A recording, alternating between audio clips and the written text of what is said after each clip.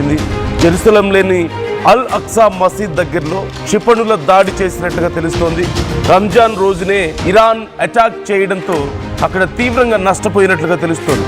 ఈ క్షిపణుల దాడిలో మసీదు పూర్తిగా క్లోజ్ అయిపోయినట్లుగా తెలుస్తోంది. గేట్ల బయటే చాలామంది ముస్లిమ్స్ ప్రార్థనలు చేసుకున్నారు. జెరూసలేంలో 60 ఏళ్ల తర్వాత ఫస్ట్ టైం ఇలాంటి ఒక పరిస్థితి అక్కడ ఏర్పడింది. ఇరాన్పై దెబ్బకు దెబ్బ తీస్తామంటూ ఇజ్రాయెల్ ఇప్పుడు మరోవైపు ప్రకటనలు చేస్తూ వస్తుంది. ఇరాన్ అండర్ గ్రౌండ్ రాడార్ సిటీపై 5,000 పౌండ్ల బరువైన అనేక బాంబులు వేశామంటూ మరోవైపు అమెరికా చెప్తూ వస్తుండడాన్ని మనం చూడొచ్చు. ఈ నేపథ్యంలో ఇప్పుడు ఇజ్రాయిల్ మరింత పెద్ద ఎత్తున ఇరాన్ మీద విరుచుకుపడే అవకాశాలు కనిపిస్తున్నాయి. ఓవైపు యుఎస్ ఇప్పటికే ఇరాన్ని అష్టదిగ్బంధనం చేస్తుంటే ఇజ్రాయిల్ మీద రంజాన్ పండుగ రోజు జరిగినటువంటి ఈ దాడులకు ఇప్పుడు మేము ప్రతీకారం తీరుతాం అంటూ మరోవైపు ఇజ్రాయిల్ ప్రకటిస్తూ వస్తుంది. అక్కడ మసీద్ మీద అటాక్ జరగడం. అయితే ఈ విషయానికి సంబంధించి ఇరాన్ నుంచి ఒక సమాధానం ఇంకా రావాల్సి ఉంది. నిజంగానే ప్రార్థనా మందిరాల మీద కావాలనే దాడి చేశారా అనే ప్రశ్న వచ్చినప్పుడు ఇప్పటి వరకు ఉన్నటువంటి సోర్సెస్ ప్రకారం చూస్తే కావాలని చేయకపోయినప్పటికీ ఆ రోజు రంజాన్ రోజు భారీగా దాడులకు పాల్పడ్డాం. ఆ దాడుల్లో భాగంగా ఒకవేళ అక్కడ మసీదు మీద ఏదైనా మిజైల్ వెళ్ళి ఉండొచ్చేమో అనే అభిప్రాయాలు అయితే లేకపోలేదు.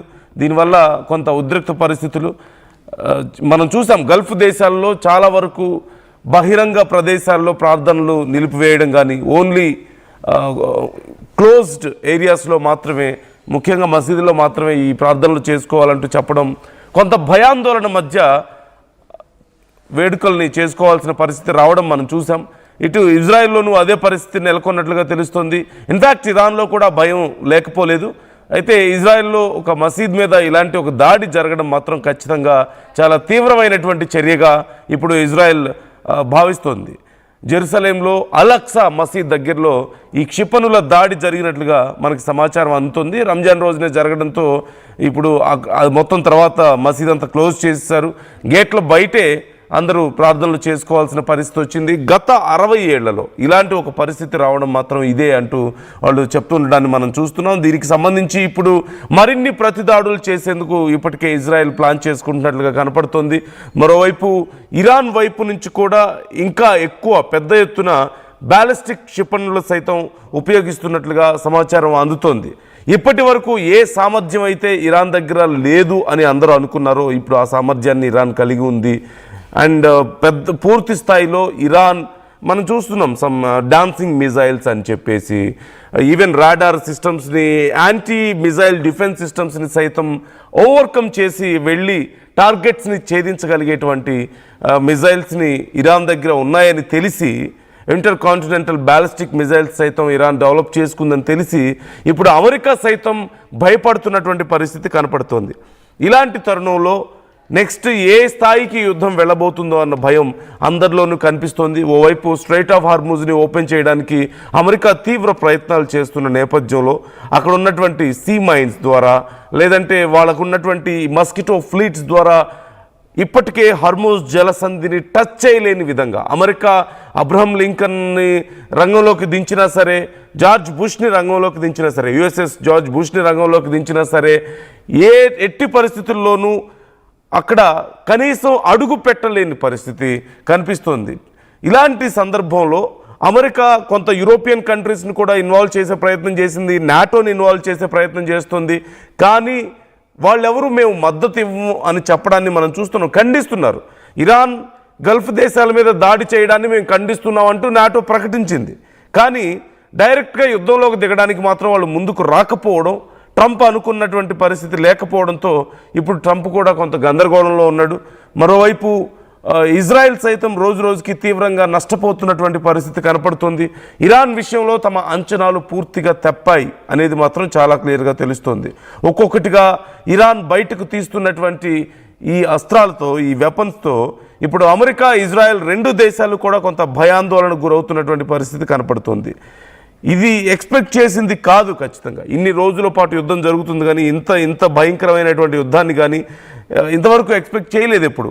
ఈ నేపథ్యంలో ఇప్పుడు ఏం చేయాలో పాలుపోక ట్రంప్ కూడా జుట్టు పీక్కుంటున్న పరిస్థితి. గడిచిన 24 గంటల్లోనే ట్రంప్ చేసినటువంటి కామెంట్స్ చాలా విచిత్రంగా ఉన్నాయి. ఒకసారేమో నాటో దేశాలు రావడం లేదు, వాళ్ళందరూ పిరికి వాళ్ళని చెప్పి మాట్లాడాడు. ఇంకోసారేమో నేను ఒక్కడిని చాలు, ఇటు ఇరాన్ని మేము భస్మం చేయడానికి మొత్తం బూడిద చేసేస్తాం ఇరాన్ని అని చెప్పి మాట్లాడాడు. ఈలోగా మళ్ళీ అక్కడ ఉన్నటువంటి వైట్ హౌస్లో అధికారులేమో మేమేం టైం లిమిట్ పెట్టుకోలేదు ఇరాన్ని వార్ని ముగించడానికి అని చెప్పి మాట్లాడారు. సో ఇలా ఒక్కొక్కటి ఇప్పుడు ఇంటర్ కాంటినెంటల్ బ్యాలిస్టిక్ మిజైల్స్ ఉన్న ఇరాన్ దగ్గర ఇది మేము ఎక్స్పెక్ట్ చేయలేదని చెప్పి ఇప్పుడు మాట్లాడుతున్నారు. So there are different versions మనకు కనపడుతున్నాయి ట్రంప్ చేస్తున్నటువంటి కామెంట్స్ కానీ అమెరికా నుంచి వస్తున్నటువంటి కామెంట్స్ విషయంలో. So they have no clarity. ఈ వార్ విషయంలో క్లారిటీ లేదు. ఏదో 1-2 రోజుల్లో వార్ని ముగించేద్దామని మొదలుపెట్టి ఖమేనీ ప్రాణాలు తీసిన తర్వాత ఇక వార్ అయిపోయింది అనుకున్న సమయంలో ఈ వార్ ఇంత భయంకరంగా కొనసాగుతుందని ఎవరు ఊహించలేదు. సో ఈ నేపథ్యంలో ఇప్పుడు అమెరికా, ఇజ్రాయెల్ 2 దేశాలు కూడా చాలా తీవ్రమైనటువంటి గందరగోళంలో ఉన్నాయి. ఇది చాలా క్లియర్గా అర్థమవుతుంది.